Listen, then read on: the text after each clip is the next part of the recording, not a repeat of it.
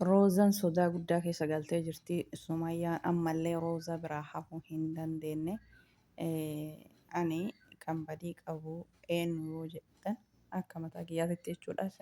Faamilii kiyya isin hunduu kan argaa jirtanii. Badiin abbaan fedhee yoo nama bilbile fiiganii itti dhaquu osoo hin taane namni yeroo takkaaf ni dogongora, yeroo lama ni dogongora. Sadaffaa abbaatu of eega jechuudha. Mammaaksa Oromoo akka jedhe takka qufanii takka cabanii innaafaa lammanni maali jedhe mammaaksa Oromoo akkasii. Gaafa duraa meeshaa viidiyoo awwal osoo Saayidoo waa'ee jaalalaa walitti dubbatan san bira dhayite Sumayyaan meeshaa kan kee Yaman irraa siif finna kootu jettee bilbila nama biraatiin itti bilbiltee nama biraa fakkeessitee ofitti waamtee jalaa amallattee jechuudha. Silaa gizema san kanaafuu Sumayyaan yeroo meeshaa kan kee meeshaa Yamanii fudhattaa jetteetiin isii sobdeetiniin waamtee nama biraa itti fakkaattee waamtee itti isiin dhayxee gaafuma san shawwaddisan irraa gaafuma san isii gaachuu Roozaa safara isiitti maal gootii deebiti. Amma isiin nama biraa na fakkaattee naa bilbiltee. Nama hin beekne namni biraa nama biraa fakkaatee waan nama bilbilee nama hin beekne akkamii ol kaaniitiin itti dhaqan Roozaan itti dhaqxe ammallee kaameeraa filafiitii keettee isiin hin argitu duuban dhuftee duuban fuula isii gootee qabdee jechuudha. Yoo ituma ilaaltullee yoo ituma dhungattu kanallee akka isiin itti ilaaltu jechuudha. Amma sadaffaa maal godhu heddii kun amma lammaffaa isii shawwaddee jirti jechuudha. Sadaffaallee garaa dhufaa jechuudha. Amma garaa isii kana qaqqabdee ilaalte. Daa'ima qabdaa garaa maalii taata jetteetiin garaa isii kana qaqqabdii jechuudha. Garaa isii ilaalte ammallee wanta sadaffaa isii feddii jechuudha. Akka isiitu hin beekanne malee. Sa'aadan immoo gowwaa jetteeni ati naqqaatuuf malkii bichaadha jetteeni dhugaa Roozanii abbaan fedhee itti bilbilee oluma kaateetiin nama san bira dhaquu hin qabdu jechuudha adda ofii.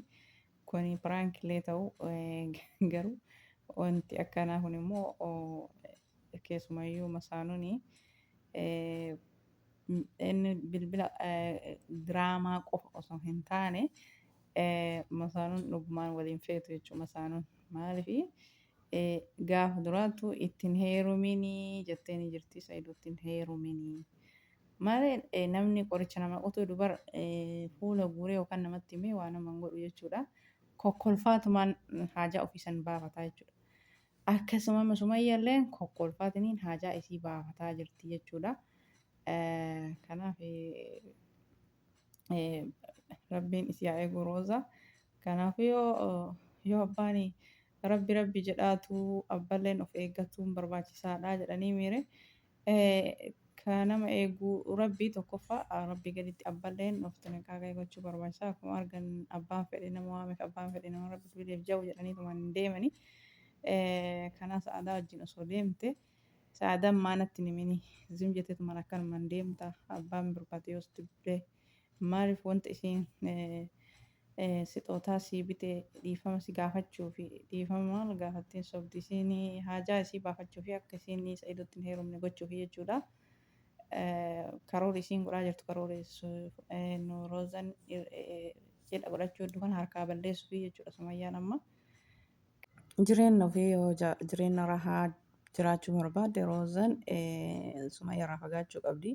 Haa ta'u isiin garuu lakkoofsa jijjiirteetiniin nama biraa itti bilbilchiistee eegasii ofii itti dhiyaatti. Sa'aadaa wajjin deemuu qabdi. Dhugama jettee kun amma immoo akkanatti. Kanaafuu Roozaan kanaan booda itti dhiyaatu hin qabdu osoo namni fedhetti illee isii bilbilee isii waamee adda ofii deemuu hin qabdu jechuudha. Haala kanaan dhugaadha namni tokko yoo xilaata qabaate jechuudha. Siistama itti faxxaree nama biraa itti bilbilchiisee siistama ofii waamale anas si barbaade koottu hin jedhuun jechuudha. Kanaaf firaankima kana keessa dhugalleen dhufaa jechuudha. Isii yoo dhugamaan wal fuudhni isaa Roozaa fi Saayidoo ka dhugaa ta'u taate yookiin wal fuudhuun isaaniillee akkuma aayyuu firaankii ta'ee hafuudha. Roozanii maqaan isii Sa'aadaan amma deemee hojii gal jetti. Saayidoon immoo torbaan irraa roobiin dhayne sargii godhannaa baaliin dhayne jira. akkanatti immoo deemtee sargii kana dhiisuu eddi ani sodaadheyyuu sababa Sumayyaa sodaadheyyuu Sa'idoo hin dhiisaa. Kaadurra jaalatte amma maaliif dhiiftaa? Sa'idoo jaalatte Sa'idoo wajjin jiraachuu barbaannaan Sumayyaa irraa fagaattee jiraachuu barbaachisa Roozan jechuudha. Sumayyaa irraa fagaachuu barbaachisa. Eenyummaanuu masaanuu ta'ee nama hin jaalanne ta'e yoo irraa fagaate tola jechuudha. Yoo irraa fagaate abbaan fedhe bilbilee koottoo namaan jedhe wanni itti dhaqaniif hin jiru akkasii. Isiin guyyaa borullee guyyaa iftaanillee guyyaa rabbii hundaa yoo namuma itti jijjiirteetiin kootu jettee waamtee hin dandeetti waan barbaadde godhuu dandeetti. Kanaafuu fayyaa isiitillee fi achi akka tokko na godhaa maalii ta'a uffan lafannaan mara maalii ta'a osoo jechuun taane abbaan barbaade jechuudha fiidee dhaquun qabdu jechuudha Roozanii fiidee dhaqxe. Sa'aadan baay'ee loltee ni dhugaadha. Nama keenya gowwaa fakkeessisiisaa jechuudha akkanatti. Amma Sumayyaan qaruuteedha bilxiidha. Siistamaan bilbilaanii nama biraa itti bilbisiistee ofitti waamtee jechuudha. Akka nama isii qirtaa gaafatee qirtaa gaafachuu fi yooma qirtaa isiitiif rakkatte isiin akka isiin ijaarsa isiitti kana heerumtuu hin feetu. Yooma qirtaa isiitiif rakkatte qirtaa isiitiif rakkachuu osoo hin taane Roozan qalbiin qabdu malee sirna isii kana jalaa balleessuufi jechuudha karoorri Sumayyaa. Sumayyaan hangana mara awwaalaa numatu jaja. Hangana mara sadarkaa kana geette jedhee hanga nama jibbisu takka gahaa jechuudha. Maaliif Roozan miskiina jechuudha. Roozan nama gaarii waan taateef nama gaarii rabbumatu bira jira jechuudha. Namni nama miidhullee amantummaaf isiinuu yoo namni bilbila kaatee itti dhayti. Kanaafuu nama gaarii nama fayyaalessaa waan fedhanii miidhu osoo hin taane nama miidhe rabbumatu isa miidha. Kanaaf osoo saadaa wayyaa saadaa ofirraa hambisuu baattee bakka deemtutti bakka geettutti hundattuu osoo saadaa ofirraa hambisuu baattee maaliif qalbii godhachuu isii barbaachisaa. Bakkuma tokko deemu namni akka namaan of gateetiin hin deemu siistamaan kaameeraa odoo isiin argin isii gara biraa keettatiin isiin immoo eessaa gadi buute samii gadi buute osoo hin argin isiin itti gadi baate eessaa gadi buute samii gadi buute jettiin faallaa gana. Amboon Sa'iduma kanaayyuu dhiisa gaafa qalabatillee ima dhiiftaa gaafa sargillee inuma dhiifta. Ati Sumayyama jecha dubartiin akkamiin dubartiin akka ta'e si goomsiti jetteen Sa'aadan dhugaadha dubartii akkamiin goomsiti. Kanaafuu lama si goomsite sadaffaa abbatu of mara jedhee buufti. Kanaafuu sadaffaratti of eeggannoo guddaa godhuu qabdi Roozan jechuudha.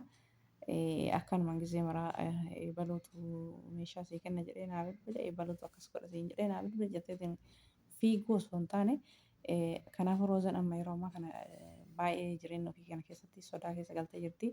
Ani sodaadhee jira. Sa'iduma kanaayyuu ni dhiisaa ani bakka Sumayyaan na sodaachistee jirti. Nan dhiisaa bakka isiin jaarsa isiitti akka heerumtu hin feetu. Kanaafuu akka kana caalu si gooti jechuudha. Ammallee itti dhiyaattee jennaan isiin barullee waama biraa sababdee si waamtii akkana godhuu fi akkana godhuu fi akkana godhuu fi siin jette ati akkuma beeytoo fiidee itti dhayite kan kana caalu si gochuu malaa jechuudha. Kanaafuu dhuguma masaanuun raftee namaan bultu maaliif masaanuun yeroo ammaa kana jechuudha abbaa manaa isiitti galootti taanan akka nama waan guddaa tokko si fudhatti jechuudha. Kanaaf si jaalattii dhiifama si gaafatti sitti fakkaatiin jechuudha. Isin qoricha si qotaa jirti. Akka gaafa sargii isin godhattan sanillee sargii keessa sanillee balleessuuf waan tokko karoora baafatteetiin itti qophoofti jechuudha. Sargii miti ati sanuu ilmoo barbaada jettee ilmoo barbaadatti akka ati ilmoo Sa'iidtuu heerumtee akka ati ilmoo godhanne si godhuuf garaa kan keessi qaqqabdi jechuudha. Kanaafuu masaanuun waa hedduu sitti malti jechuudha. Raftee siin bultu akka ati sirna kana godhanneef. Akkasi rabbiin haa laaffisu. Haalli Sumayyaan Roozaa godhaa jirtu hedduu tokko wallaahi namatti hin tolu jechuudha. Osoo asiin namni sii gammadu osoo asiin namni hundee waaw maashaallah Rooza Sa'idoon yoom sargii godhatanii yoom gammadanii yoom sargii isaanii arginaa jedhee namni hedduun hawwiin eegaa osoo jiru. Kanaafuu ofii keetii hawwii kanan balleessinii jechuudha. Namni hundi jaalala keetiif sargii kan kee hawwa. Kanaafuu gaa'ila keellee of jalaa balleessitaa. Gammachuu hordoftoonni hundi keessaniyyuu kan Sa'idollee kan keellee eegaa jiran kana balleessitaa jechuudha. Nama biraatiif nama sin feene eenyummaanuu jireenya namaa fi gammadu hin jiru jechuudha. Kanaafuu masaanuun immoo daran sallama. Kanaafuu irraa fagaachuu qabdaa. Haalli roozaa Sumayyaatti adada isiin dhiyaattuun sodaachisaa jira. Kanaaf dhugaadha. Yeroo ammaa kana masaanuun hangam nama jaalatti hangam raftee namaa bultii namni martuu tilmaamee ni beekaa jechuudha. Kanaaf irraa fagaachuu qabdaa. Nama malee adda deemuu hin qabdu kiyyatti. Kanaafuu inumas barbaachisuyyuu duraati sa'aadama wajjin bakka maraa deemtaa sa'aadama wajjin bakka maraa dhayitaa maashaallah tabarkallaa sa'aadan immoo takkeetti akka qixxee dhiirati jechuudha maashaallah. Ani goobaziidha bakka mara duraayyuu adda ofii deemtetiniin bakka ati dhabamte saniyyuu soixee fiddee. Kanaafuu ammallee isii malee adda hin deemini bakka takka hin deemini jireenya tanteellee of jalaa hin balleessini. Gammachuu gaa'ela keetii kan itti gahuuf deemtu kanallee rabbi dhugaa haa godhu yoo piraankii ta'e silaa inni piraankii ta'e piraankiitti harkifatan fakkaata amma kalas sababaa tokko tokko dhiyeessaa jechuudha namni yoo sargii san dubbii gabaabsuu heddu sababaa tokko tokko dhiyeessaa jechuudha. Piraankii gootanii kanallee namni marti gammadee gammachuun osoo dhugaa ta'e jedhee namni marti eega.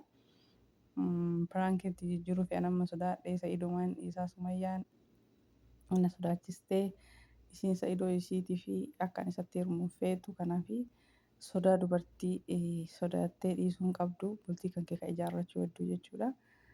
Akkasii isituu hin barbaadu jedhee malee ati sababa isii dhiiftee fi jirta. Kanaaf ofumaa nama sin feenetti nama jireenya kan kee gadhaabuu fedhan qabnetti jireenyi kan kee gadhaabatu fedhan qabnetti dhayiteetiniin ofuma of jalaa hin balleessini. Kanaafuu rabbiin jireenya kan kee gaa'ela gammachuu ta'ee fayyaanii aafiyaanii fiixa baheetiniin bakka hawwii keetii sana akkasuma bakka hawwii hordoftoota gahee mul'atu rabbiin si haa godhu. Ati namatti hin dhaqinii namatti hin dhiyaatinii waan si barbaachisu sa'aadanuu sii gooti jechuudha. Bakkuma kamuu yoo dhaquu barbaaddellee osoo sa'aada ergattee baay'ee bareeda. Kanaafuu maal ilaalchisa kun amma